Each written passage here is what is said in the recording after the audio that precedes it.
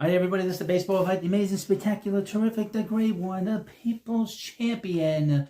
Your host, and welcome back to the baseball hut. And hopefully you like this video and hit that subscribe button. So we're back here again talking about the Pete Alonso situation. I don't have all the details because on this New York Post article that was put out because it was behind a paywall. It was written by John Heyman, but I saw a piece of it. And he seemed to contradict this thing about Prince Fielder. Prince Fielder's name popped up at the beginning of the week, and it came from Bob Nightingale. Now, where would Nightingale get that idea that the Mets are going to have to deal with a Prince Fielder type contract situation with Pete Alonso? Well, as you know, that did not go over well. It didn't go over well, I think, with a lot of people. I think people just sort of poo-pooed it. And I think that the Boris side said, And then, of course, that piece, if you paid attention to the article, want to understand it was basically deleted and sent off to the Phantom Zone on Bob Nightingale's original article, which is interesting. Interesting. You don't normally see that kind of retraction from a story. So I guess they didn't want to get out that that's kind of what they were looking at. And then because there's such a horrible brushback and blowback on that, I guess that's where Pete had started at. Pete, you're not getting 9 years from any team, you know.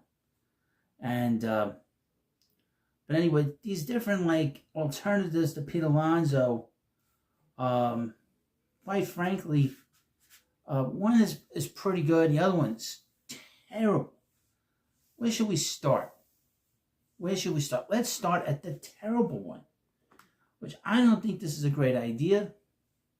On the surface, it looks wonderful, terrific, amazing, spectacular, terrific. It's from Mesmerize. This is a report. Mets opened the trade for Luis Arraez. Now here's the problem. We'll get into the problem. The Mets are open to trade for three-time batting champion Luis Arraez, according to Little Andy Martino of SNY, as he reported on Thursday. Little Andy added that the Mets have yet to engage in discussions with the Padres, but they are more open to the move than the Yankees. The Mets view him as a potential stopgap at first base should Pete Alonso sign elsewhere. Okay. Arraez became the first player to win 3 straight batting titles with 3 different teams in 2024. Okay, it sounds great. Sounds great on the surface. He batted .314 with a .346 on-base percentage, .392 slugging percentage, with an NL leading 200 hits. But, get this. Only hit 4 home runs and 672 plate appearances, while his strikeout rate dropped to a minuscule 4.3%. And of course, he only has about 46 RBIs that he had with the Marlins and with the Padres. His 1.1 fan F-WAR is the second lowest mark of his career, just ahead of the pandemic-short 2020 season. He also struggled defensively, posting negative 6 OAA at first and negative 7 OAA at second. He will make $14 million during the 2025 season. Now, whose idea would be to bring this guy in? First base is a power position. Now, I'm sure, and I'm going to point this out, there are a lot of people online that absolutely despise Pete Alonso for whatever reason. They don't like him. And for whatever reason, they don't like the way he carries himself. They don't like the way he hits home runs. They don't like any of that. But this guy, I can guarantee you, they will love him. I have a theory why they hate Pete so much. And there's a lot of these older Met fans that were there before the Mets were great in '86, before Keith Hernandez got there. I think they were so traumatized by Dave Kingman back in the day that once Keith came in, they all thought that Keith Hernandez was the basis behind a first baseman, a great leader, carried himself, was the best player on the field, great defensive player, great hitter, not realizing that Keith was a unicorn. Greatest defensive first baseman of all time. Didn't have a lot of power, great run producer, but more first baseman like Pete. and say Luis Arraez. Now, Arraez is on base percentage. It's key too. 346. Also, the fact is, he's not a good defensive player. I cannot imagine, folks, David Stearns would be crazy enough to bring a guy in that he does not think is good defensively. I don't believe that he would do that. I really do not see that as an option in this situation, to be honest with you. Now, up next is, that's my opinion. Up next is Anthony Santander, who seems like he has popped up as an option here for the Mets. And if, God forbid, they lose Pete, he's not a bad option, okay? He's not a bad option. He's not a bad idea. And if you bring him in here, I would bring him in here anyway, folks. I'd bring him in here anyway. I don't know if the Mets are going to do that. If they re-sign Pete, I'd bring him in anyway. Mets need a lot of power, and they need some run producers in here. Very important. I'll mention this. It is very important to have guys that can hit home runs in postseason. We saw how many home runs the Mets hit that were big home runs when they needed it. But here we got from SI. Could Anthony Santander become an option for the Mets? MLB Network's John Morosi believes there is a path for the Mets to enter this Anthony Santander sweepstakes. Okay. All eyes remain on Pete Alonso, as the New York Mets have yet to reach an agreement with their homegrown slugger. While the Mets and Alonso still appear to be the best fit for each other, their prolonged standoff continues to leave room for other possibilities. In a recent TV segment, MLB Network's John Morosi reported that the free agent slugger Santander has drawn interest from the Toronto Blue Jays, the Angels, and the Tigers. If there's a one team he should go to that's not, should be the Tigers, because they're going to be good next year. However, Morosi believes there is a realistic path for the Mets to enter the mix. Quote, what has been described as a stall in the Pete Alonso market could create an opening here for the Mets to get involved in the Anthony Santander sweepstakes, Morosi said.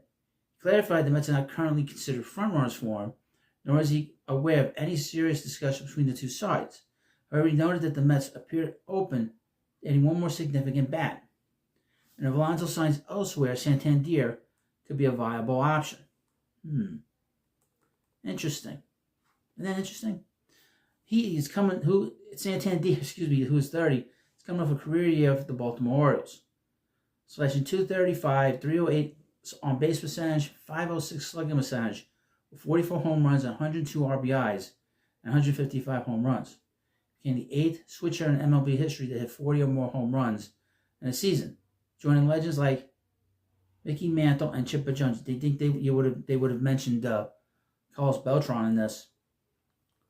What's interesting is that Camden Yards, they moved the fences out in left field. And he's a switch hitter. And so that's pretty cool that he hit that many home runs. The first time All-Star posted relatively even splits from both sides of the plate and boasted above average numbers in barrel and hard hit ball, strikeout and walk rates. However, StatCast and Fangraphs metrics were less favorable toward his defense and base running. Always deuce the ball out of the ballpark. That's all he has to do. Santander accounted for -7 defensive run save and -2 outs above average in right field last season. Boy, I tell you, the options here, folks. Okay, the options here for the Mets beyond Pete is not very good. Okay, and I have something important to say to people that want to tell me that they have to trade, or that trade for Vladimir Guerrero Jr. is not realistic. But to wait a year for him to become a free agent, want the Mets to win this year. You can't wait another year. This is nonsense. 2025 is important. You have to take a step forward. You cannot take a step forward, wait for a player possibly signing with the team. It's ridiculous. Mets did not do that last year with Soto. I know they did spend money, but they didn't spend money because they didn't want to waste all that money on a lousy market. But again, these options are not great. If you were to sign Santander, you put him in right, you put Soto in left, I think. I think you have to seriously think, and I've said this before, seriously think about putting Brandon Nimmo in the DH spot, just to get him off his feet. You can play him in the outfield a little bit, but I would like to just get him off his feet, Get him off his legs. That way, that way you keep him fresh all the time.